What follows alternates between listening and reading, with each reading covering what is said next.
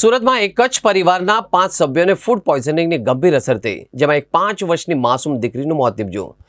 વરાછા સ્થિત રણુજાધામ સોસાયટીમાં રહેતા અશોકભાઈ કળસરિયા પરિવારે 15 ઓગસ્ટની રાત્રે શીતલ રેસ્ટોરન્ટમાંથી મંગાવેલું કાજુ અને પનીરનું પંજાબી શાક ખાધા બાદ એક તમામની તબિયત લથડી।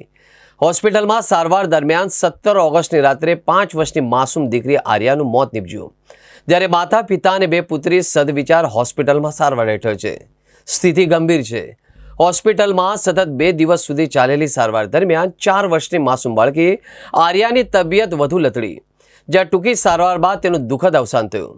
આ અંગે આહિર સમાજના અગ્રણી અને બાળકીના સંબંધી ભાવેશભાઈ કળસરિયાએ કહ્યું કે ફૂડ પોઈઝનિંગના કારણે જ માસૂમ બાળકીએ જીવ ગુમાવ્યો।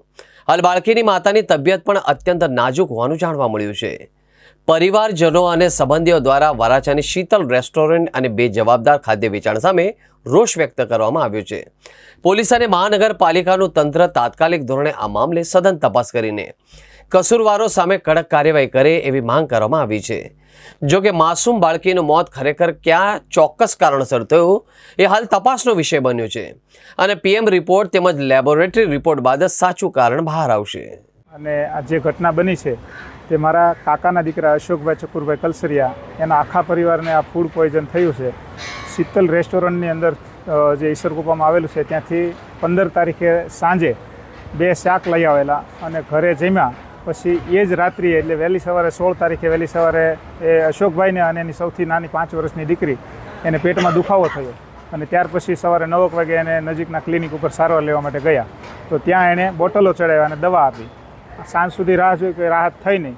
પછી બીજા દિવસે પણ સવારે તકલીફ વધી ને બાકીની 2 દીકરીઓ અને અશોકભાઈના વાઈફ એને પણ આ તકલીફ પેટમાં દુખાવો અને ઝાડા ઉલટીની થઈ, એટલે તાત્કાલિક રિપોર્ટ કરાવ્યા। હવે રિપોર્ટ આવે એ પહેલાં જ આ આર્યા નામની જે 5 વર્ષની દીકરી છે એને ખૂબ જ આંચકી જેવું લાગ્યું અને આંખું તરવા લાગી, એટલે તાત્કાલિક સદવિચારમાં અમે દાખલ કરતાં જ 15 થી 20 મિનિટની સારવાર દરમિયાન જ અમે હાજર હતા અને એને ફૂડ પોઈઝનના હિસાબે એનું ડેથ થયું।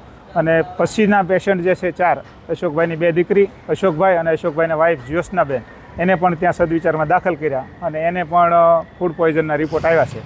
હવે જે બનવાકાળ બન્યું છે આ આર્યા નામની 5 વર્ષની દીકરી એના કારણે જ ડેથ થયું છે, તો અમારી આખા પરિવારને અશોકભાઈને ન્યાય મળે, અમારા પરિવારને ન્યાય મળે કે આવું શેના કારણે થયું। અને અશોકભાઈની દીકરી આર્યા 5 વર્ષની જે ઓફ થઈ ગઈ છે એને આ રિપોર્ટ અત્યારે પોસ્ટમોર્ટમ વિભાગમાં આપેલી છે સાંજે અને અત્યારે રિપોર્ટનું કામ ચાલુ છે। એ રિપોર્ટના આધારે અમે તંત્ર પાસે, બધા જ મહાનુભાવો પાસે અને સમાજ પાસે એવી માંગણી કરીએ છીએ કે અમારી અશોકભાઈની દીકરી જે સાથે અન્યાય થયો, અશોકભાઈને પરિવાર સાથે અન્યાય થયો, તેને ખૂબ ન્યાય મળવો જોઈએ। જે ખટતું ખૂટતું હોય તંત્રને અપીલ કરીએ છીએ। અને અશોકભાઈના વાઈફ ગણીએ તો ગઈકાલે સિરિયસ હતા, જ્યારે એને આ ખબર પડી કે આવું થયું છે તો એ પણ અત્યારે હાલ સિરિયસ છે અને 4 પેશન્ટ સદવિચાર મુક્તિધામના ઢાળ પાસે હોસ્પિટલ છે તેમાં એડમિટ છે। હવે અમે અહીંથી ડેડ બોડી લઈ જઈએ પછી પણ એ જ્યોત્સનાબેનની શું હાલત થાય એ અમે કહી શકતા નથી। આવી ગંભીર પરિસ્થિતિની અંદર એ અત્યારે 4 પેશન્ટ ત્યાં દાખલ છે અને ફૂડ પોઈઝનના હિસાબે પ્રાથમિકતાના આધારે અમે કહીએ છીએ કે આવું થયું છે, તો આને યોગ્ય ન્યાય મળવો જોઈએ। જે કાંઈ કાર્યવાહી ખોટી કરવાની થાય તે તંત્રને અમે અપીલ કરીએ છીએ અને મીડિયાને પણ અપીલ કરીએ છીએ કે આમાં અમને ન્યાય અપાવો।